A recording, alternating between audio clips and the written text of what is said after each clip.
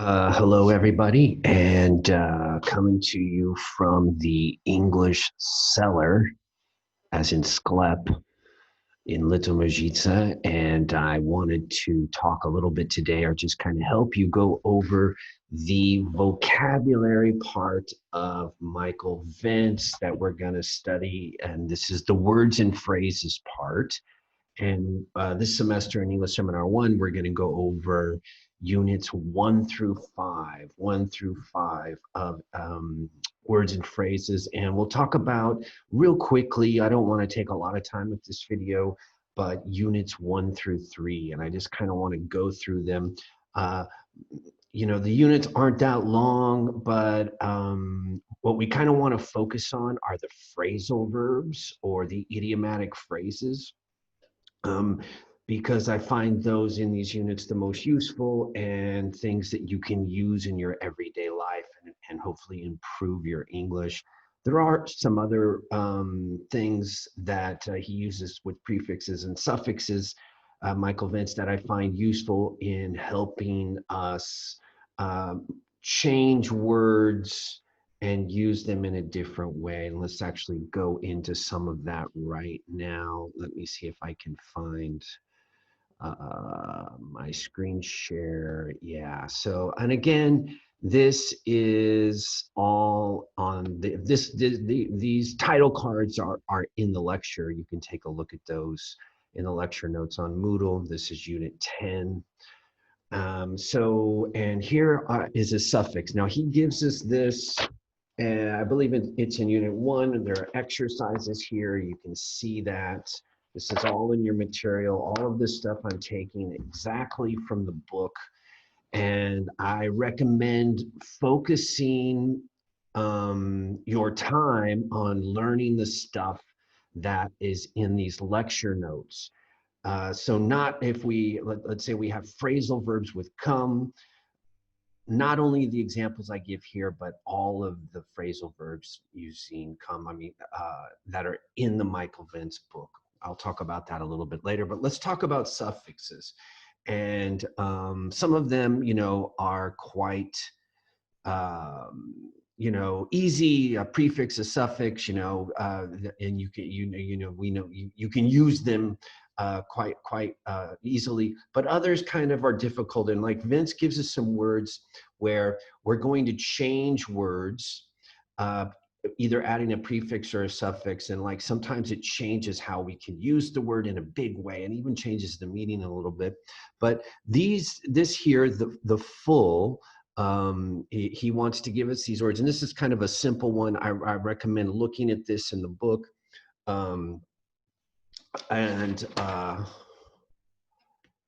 Yeah, looking at that in the book. So for example, we have harm, harmful. So harm is a verb, and then we add an FUL and we have harmful. So something's harmful and to your health. And what you want to do with all vocabulary, what we want to do with any word we learn is not just what the meaning is, but how we can connect it to other words. Like in what context can we use it properly? This is called collocations, is what we say in English. And this is pretty important. So harmful, what is harmful? Smoking is harmful to your health. Yeah, my relationship with Bojanka, in the end, ended up being quite harmful to my mental health, something like that. All right. So, and then we have help, helpful. I think you could figure that out. Tactful, that's probably a word you don't know. Tact, tactful. And tact is, I can't explain every word we're going to go through today, but what I want you to focus on is like when you come across some of these words you don't know, when you're going through these specific exercises, like for example, tactful or tact.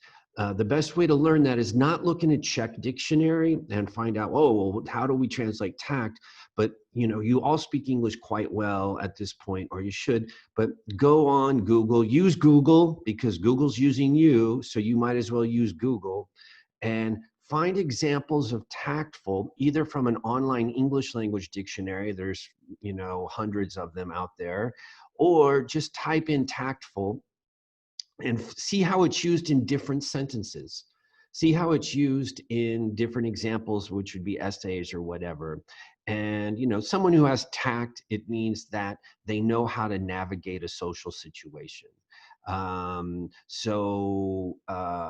One of the great things about my older sister is she has great tact in complicated, um, sort of conflictual situations. She knows how to express complicated, sometimes difficult ideas in a very tactful way where the people hearing those ideas don't get offended and it doesn't cause a problem, you know? So if, for example, I'm in a restaurant and there's someone has a dog there, and like I'm allergic to dogs, and they sit right next to me at the table, like how can I tell them in a tactful way without offending them that I'm allergic to dogs, and if they could please put their dog outside. Okay, so tactful wouldn't be like, hey, you know, get that animal out of here, and being like, that's not tactful. Tactful is like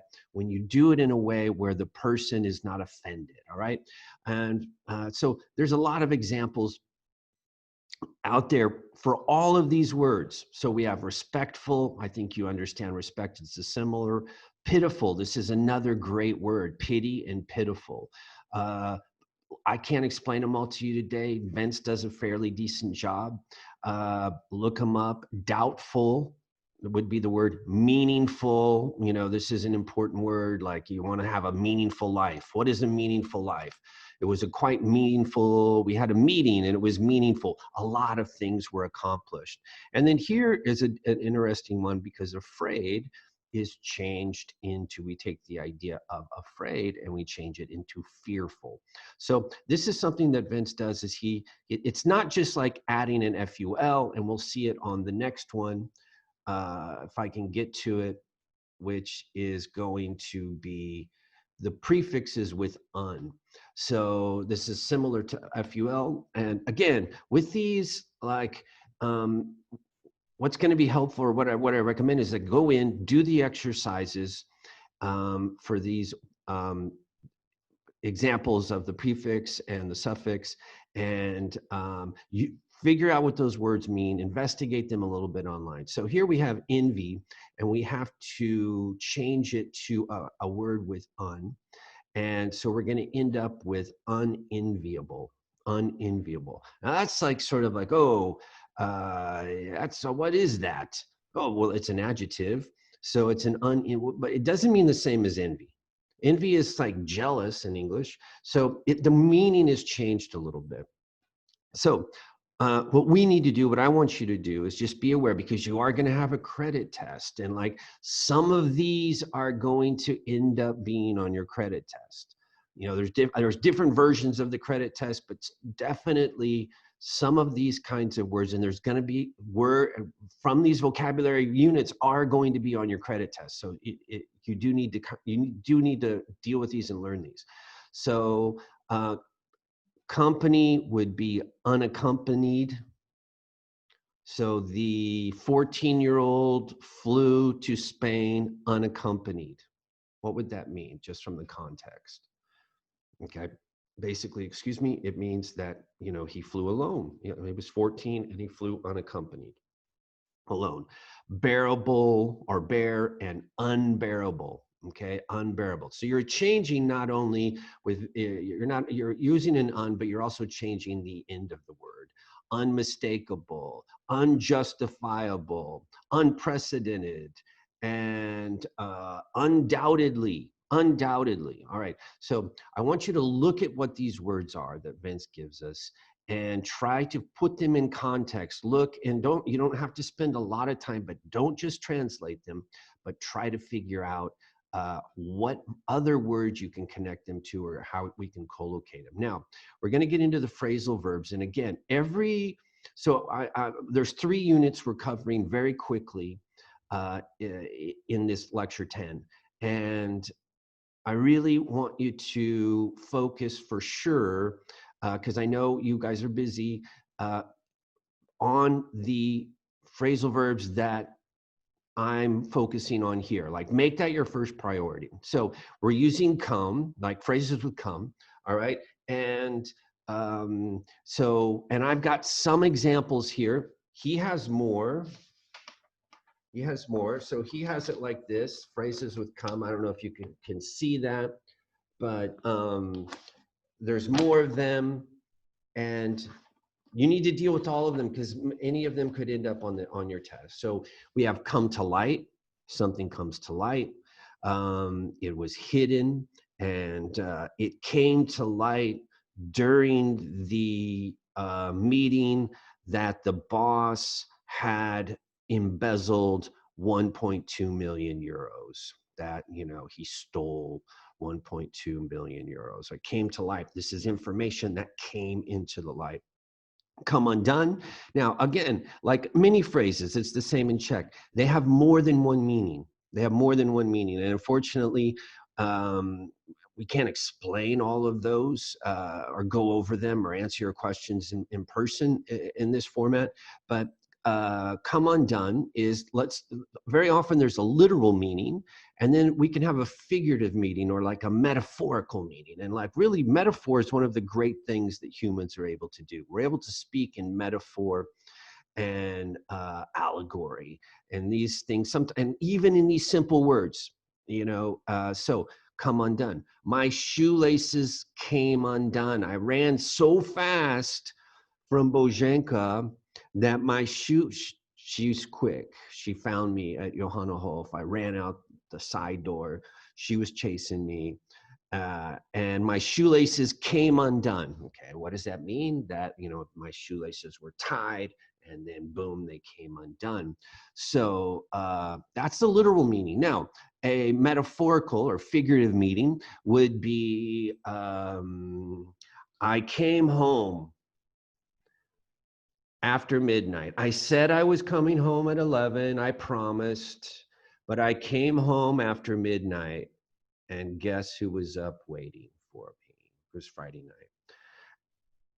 Boženka was up waiting for me, and when I came in, she became completely undone. She came undone. She just came undone. She started yelling. She threw a pot at me. Then she, threatened to throw my clothes out the window. So she came undone means she got very angry in that sense. All right. So there's two meanings here. Sometimes there's more than two meanings. And it's, again, this is this idea of the collocation, like where we can connect it, what situations we can connect the word to. All right. And really the best way to learn and improve your vocabulary in these situations, it's good to learn these words, but to learn them in the context of a sentence. That's why people have exercises, even though sometimes these exercises aren't the best way, but really in conversation, in reading, and in watching films and TV in English. I mean, I really recommend, if you want to improve your English, to not watch the TV shows that you watch. Some of you, How I Met Your Mother, or some of these other shows. I know I can't, it escapes me now, but don't watch them dubbed. Watch them in English. I know a lot of you do, and that's a really great way to improve your English. So we have come in useful. It's simple. You want to think of an example. Hey, bring the can opener with us. It might come in useful on our camping trip. Okay, come in useful is like come in handy. Means it might come into a fortune. So a fortune is a lot of money. If you make a fortune, Bill Gates made a fortune. If you come into a fortune, it means you inherit it. All right. So Uncle Jack died, and Bojangles came into a huge fortune when his uncle died. And you come down or come up in the world. And that means that you change your position. And again, you don't want to just learn the meaning, like the definition from your Czech Seznam dictionary or whatever it is, because very often those dictionaries aren't even good. But you want to either go to an English language dictionary only, or find examples of them on the internet used in context, and you can't. So if you come up in the world, it means that, like when I graduated from university, my friend Raul, like nobody liked him. We lived in the dormitory. He was weird. He stayed inside his room all day. He didn't ever talk to us.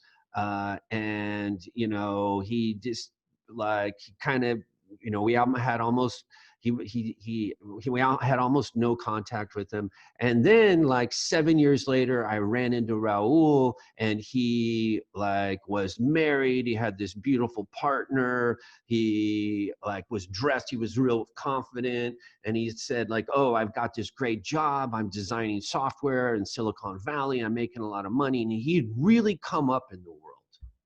All right. And then the opposite would be come down in the world. All right. So again, look at these in the Michael Vince book, units 1 through 3. Find the exercises with these phrases. Come and just take a look at them and try to figure them out. And here we have hand. You have to hand it to someone. Basically means you have to give it to them. All right. So I didn't think that Michal was going to pass the test. I really didn't, because he's not the brightest guy in the world, but I have to hand it to him. He studied really hard. It's clear, and he passed the test. All right. And if you're an old hand, it doesn't mean you have an old hand, but if you're an old hand, it means like, I think kind of what Chex would say is like a veteran, that you're an old hand, that you've done this job or you have a lot of experience. So now essentially you can say, hey, at UYEP, I'm an old hand because I've been there so many years. Don't ask how many, but I'm an old hand. And like, I know how it works, and it's like that. Get out of hand. This is a really good phrase, get out of hand. And some of you might know this, check it out. But essentially, let me just give you an example and see if you can figure it out. The party started really nice. There was just 11 or 12 of us, 10, 11, 12. But then around midnight, Roger came with all of his friends and 2 more kegs of beer, and the party really got out of hand. They called the police at 2 in the morning. All right. Give someone a free hand. Excuse me, that's my coffee. You have to drink that down here in the English cellar to stay awake. So give someone a free hand. What is that? It means if essentially in the context of you're given a project, you have a job. Most of you haven't had jobs yet, but one day you will. Maybe you're going to work at a school. Maybe you're going to work at Satuza. I don't know. Shtieti, the paper factory. And your boss is like, okay, here's this project, and you're going to work with on this, and it's your job. And they give you a free hand, which means that they allow you to make your own decisions on the project, that they don't micromanage you, that you're allowed to take it in any direction you want. And we use it in another context too. Again, check it out, find it on Google. If you don't understand what I'm saying, which I'm sure some of you don't, like, just use Google, use it for yourself, use it, because it's, like I said, it's definitely using you. And then you give someone a hand. It's only a couple places we use this. And if you go to a performance, you go to the theater, and at the end of the theater, at the end of the play, it was so good, people like clap and they give them a big hand. Or after a great speech, they give them a big hand. Or like, stuff like that. So, maybe they give you go to a concert or something, or you go to a concert, and then like at the end, they give them, it's like, oh yeah, standing ovation, and they give them a big hand. All right. That's what it is. It doesn't mean they have a big hand and they give it to them. That would be weird. All right. And then phrases with get, and I'm going to, sort of let you do. There's a lot of these in the book, and I recommend, because get is a very popular phrasal or popular verb in English, and we use it in a lot of different ways. So get you down essentially means depress me, really got me down. When Bozhenka first kicked me out, I thought, how could she ever do it? No matter how bad I was, I really got me down because she wouldn't pick up my phone calls. It means depress me. The weather gets me down. This like autumn, wet, gray weather gets me down. Get it straight. All right. If you get it straight, it usually, I always think of it as like when I was a teenager, back like a little younger than you are now, you know, like my teachers would be like, all right, Lau, that's my last name, how we say it in English. I want you to get this straight. No more second chances. All right. And it means like, okay, I'm laying down the law and I want you to understand it. Again, if you don't understand what I'm saying, it's not a big deal.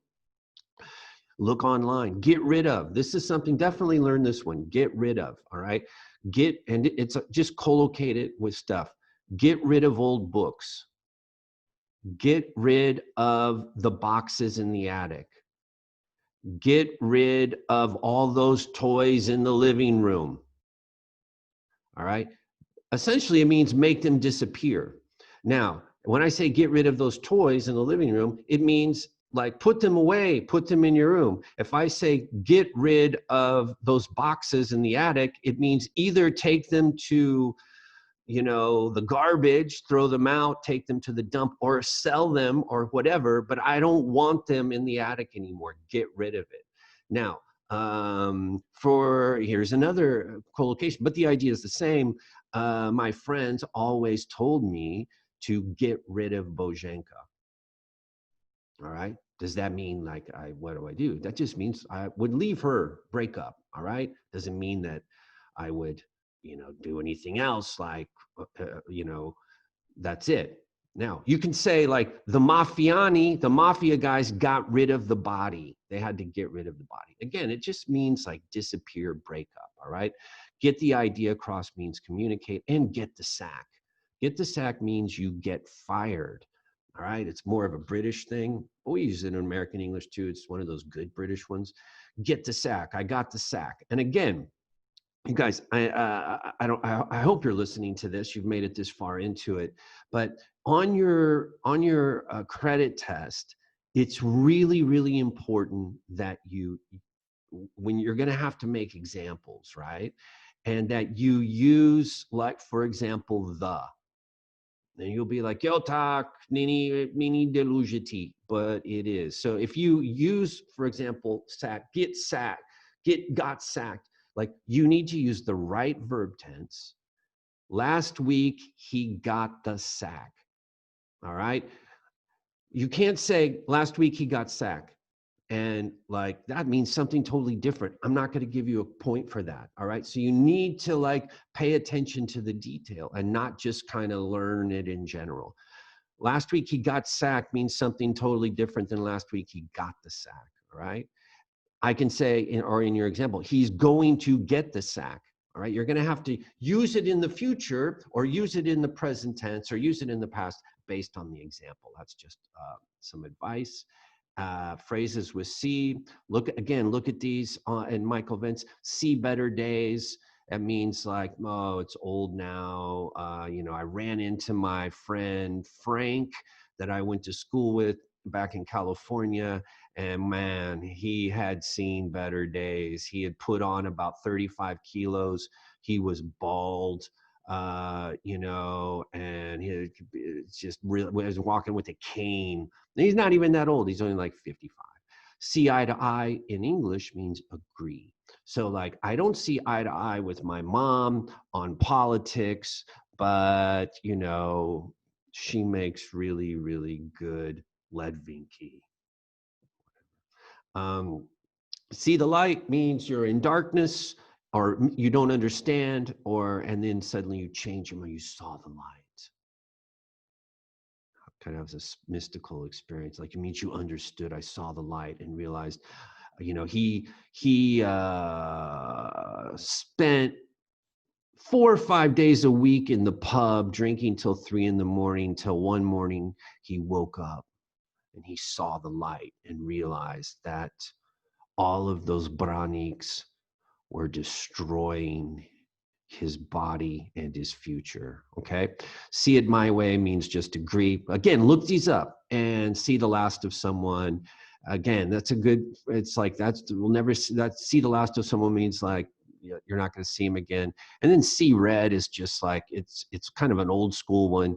It means I just saw red. It means you're really angry. You came in the room and you saw that your brother was on your computer and you just saw red, you got really angry. And then phrases with on average.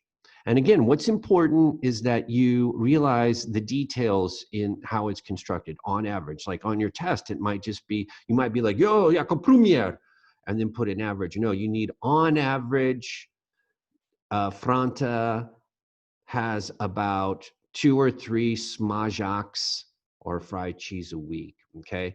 On the premises, on the verge of, that's a good one. Like if you can learn that, on the verge of, means like right on the edge, right on the edge. So I was on the verge of giving up hope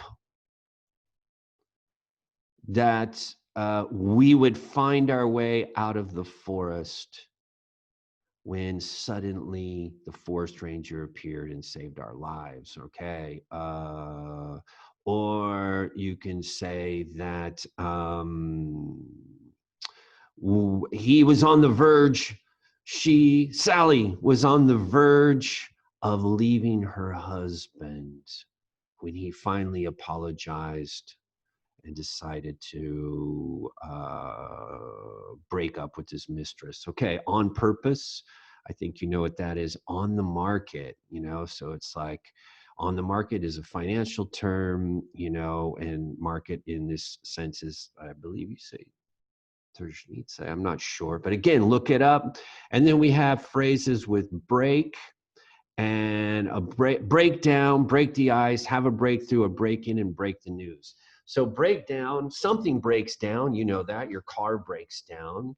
And, usually something mechanical breaks down.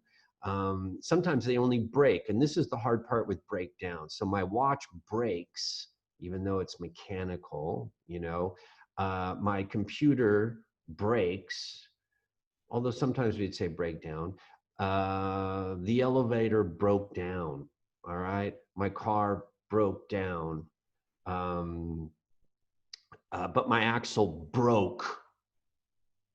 Axle's a part of the car, and like this can be difficult. Now, but with breakdown too, and this is important, is we use it for the human condition. So I can say that my neighbor Dorca had a major breakdown when she got fired. Okay, it means like she kind of collapsed emotionally, stayed in her flat for like 3 months. And that's an example. So when I came home and I told Boženka that I was sorry and I would never go to Johanna Hof again and that I loved her and I wanted to go to the wedding factory in Ploskovice and get married and that she was the only one for me and that I would change my life, she broke down and cried. All right. For joy. If you break down and cry, it just means like you're like so overwhelmed with emotion. So these are kind of like something breaks down, your car breaks down. We break down emotionally or mentally or have a breakdown.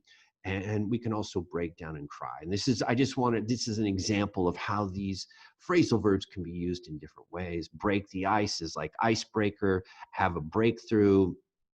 We think of researchers, they're trying to find an answer to the coronavirus and get a vaccine or some kind of treatment.